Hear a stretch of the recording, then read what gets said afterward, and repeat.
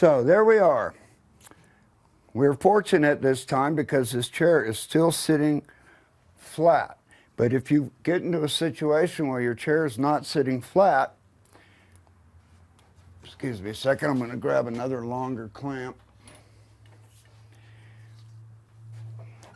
If one of the legs is lifted up, like say for instance this leg was up off the ground and wasn't wanting to sit flat, what you do is put the clamp on the opposite side across like this and pull these legs in.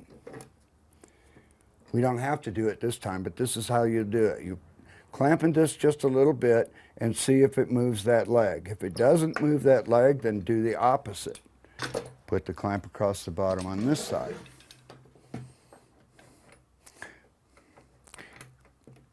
One of those two should work. And then, of course, you can always wreck your shop while you're doing this. You can go around it and tap it a little bit. Let the clamp fall off, don't worry about it.